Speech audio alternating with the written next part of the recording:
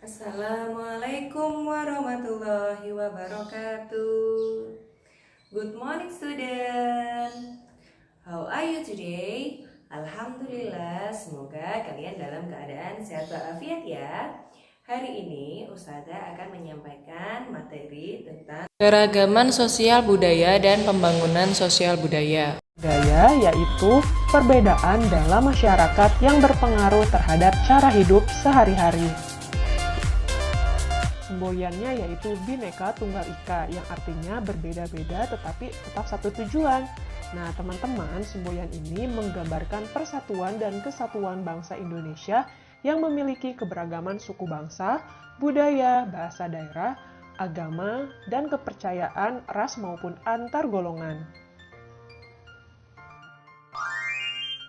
Jenis-jenis keragaman sosial budaya di Indonesia beserta contohnya. Yang pertama, ada keragaman suku bangsa.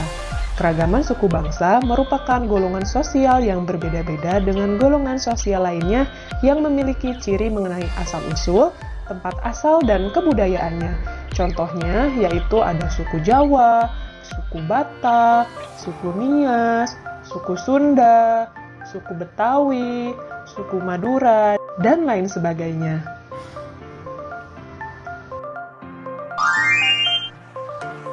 Oke teman-teman, selanjutnya jenis keragaman sosial budaya yang kedua yaitu keragaman bahasa.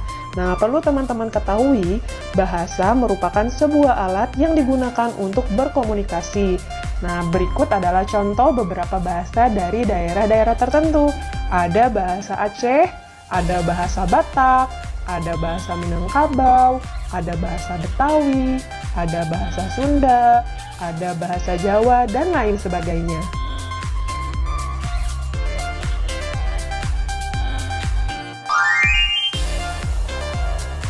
Teman-teman, selanjutnya kita akan mengetahui jenis keragaman sosial budaya yang ketiga, yaitu keragaman rumah adat. Perlu teman-teman ketahui, rumah adat merupakan sebuah tempat tinggal yang mencirikan suatu suku, dan setiap suku memiliki rumah adat yang berbeda-beda dengan suku yang lainnya loh. Ada rumah adat apa saja sih? Yang pertama, contohnya ada rumah adat Bolon, rumah adat Gadang dari Sumatera Barat, kemudian rumah adat Joglo dari Jawa, ada rumah adat Honai dari Papua, dan lain sebagainya.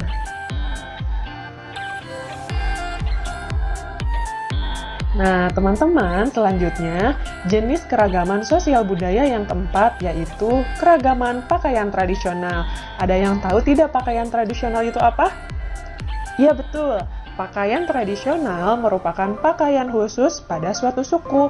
Biasanya digunakan pada saat waktu-waktu tertentu saja, atau digunakan pada saat sedang ada acara khusus. Berikut adalah contoh dari pakaian tradisional yang ada di Indonesia. Ada pakaian blangkon dan baju beskap dari Jawa Tengah, kemudian ada baju surjan dan blangkon dari Yogyakarta, kemudian ada baju teluk belangan dan daster dari Riau, dan selanjutnya ada baju ulos dan sabe-sabe dari Sumatera Utara. Nah, untuk pakaian tradisional dari daerah yang lain bisa teman-teman lihat di sumber yang lain ya.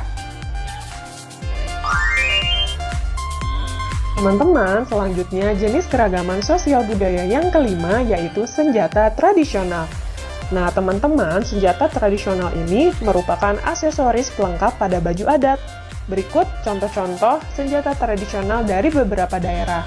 Ada rencong dari Aceh, kemudian ada keris dari Jawa, ada mandau dari Kalimantan, ada badik dari Betawi, ada celurit dari Madura, dan ada trisula dari Sumatera Selatan. Untuk senjata tradisional daerah lainnya bisa teman-teman lihat di sumber yang lain ya.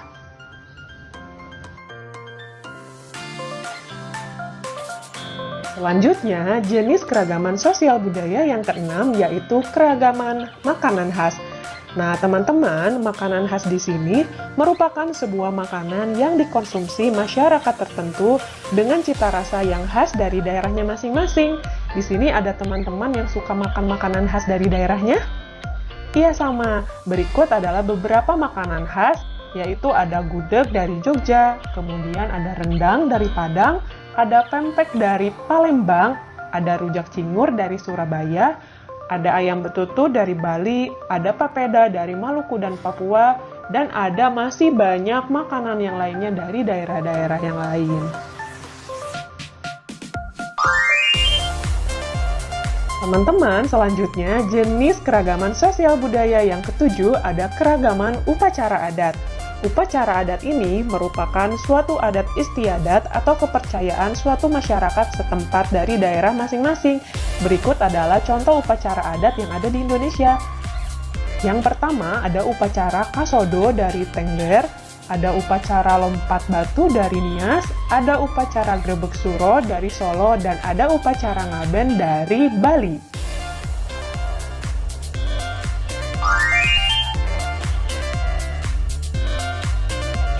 Nah, selanjutnya jenis keragaman sosial budaya yang ke-8 yaitu keragaman kesenian. Nah, kesenian ini merupakan suatu sarana untuk menunjukkan hasil ekspresi. Di sini ada beberapa ragam kesenian. Yang pertama ada tarian tradisional, yang kedua alat musik tradisional, yang ketiga ada lagu daerah, dan yang keempat ada cerita rakyat.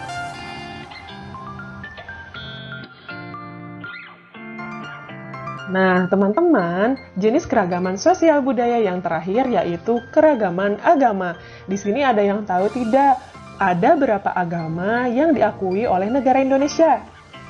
Iya betul, ada 6, yaitu agama Islam, agama Kristen Protestan, agama Katolik, agama Hindu, agama Buddha, dan agama Konghucu.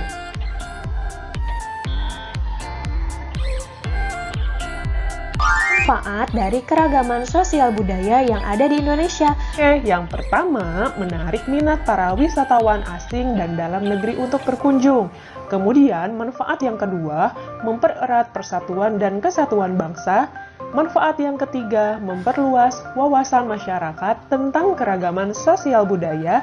Manfaat yang keempat, bisa menjadi kekayaan budaya bangsa. Dan manfaat yang kelima, menjadi daya tarik para wisatawan domestik dan mancanegara. Pada pembelajaran kali ini, kita akan belajar tentang pembangunan sosial budaya. Langsung saja yuk kita belajar. Bangsa Indonesia memiliki sebuah semboyan yang luar biasa, yakni Bhinneka Tunggal Ika. Bahwasanya, sekalipun di Indonesia terdapat begitu banyak suku, agama, ras, adat istiadat, bahasa, dan lain sebagainya, semuanya bersatu sebagai saudara sebangsa dan setanah air. Perbedaan dan keanekaragaman yang ada justru menjadi sebuah kekuatan yang pada akhirnya memperkaya sifat budaya bangsa Indonesia dan lebih memperkuat persatuan dan kesatuan bangsa. Bahasa Indonesia merupakan contoh upaya manusia dalam sebuah pembangunan sosial budaya. Kegiatan seni yang bertujuan melestarikan budaya Nusantara juga merupakan sebuah upaya pembangunan sosial budaya. Nah, sekarang yuk coba kita temukan contoh-contoh upaya manusia dalam pembangunan sosial yang berada di lingkungan sekitar kita. Yang pertama, pembangunan sosial bidang kesehatan. Pembangunan di bidang kesehatan antara lain dengan program lingkungan sehat, perilaku sehat, dan pemberdayaan masyarakat. Perbaikan gizi masyarakat, obat, makanan, dan bahan berbahaya. Kemudian pembangunan sosial berikutnya adalah dalam bidang kesejahteraan sosial. Pembangunan di bidang ini meliputi pengembangan ketahanan sosial, peningkatan apresiasi terhadap penduduk lanjut usia dan veteran, peningkatan kepedulian terhadap penyandang masalah sosial. Kemudian yang berikutnya terdapat pembangunan sosial bidang kependudukan.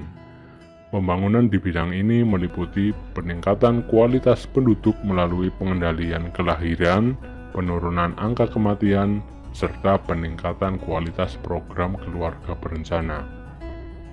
Dan kemudian pembangunan di bidang kebudayaan dan pariwisata. Pembangunan sosial di bidang ini meliputi pelestarian, apresiasi nilai kesenian dan kebudayaan tradisional, perwujudan kesenian dan kebudayaan tradisional Indonesia sebagai wahana pengembangan pariwisata. Dan selanjutnya, yang terakhir adalah pembangunan sosial bidang olahraga dan pemuda. Pembangunan sosial di bidang ini meliputi penumbuhan budaya olahraga, peningkatan usaha pembibitan dan pembinaan, pengembangan minat dan semangat kewirausahaan di kalangan generasi muda, dan perlindungan bagi generasi muda dari bahaya narkoba. Nah, dari contoh-contoh upaya manusia dalam pembangunan sosial tersebut, dapat disimpulkan bahwa pembangunan sosial dimaksudkan untuk meningkatkan kesejahteraan sosial, di mana kebutuhan setiap anggota masyarakat secara sosial, ekonomi, dan spiritual dapat terpenuhi. Alhamdulillah, materi hari ini sudah selesai. Nah, sekarang tugas kalian mengerjakan tugas yang ada di modul. Wassalamualaikum warahmatullahi wabarakatuh.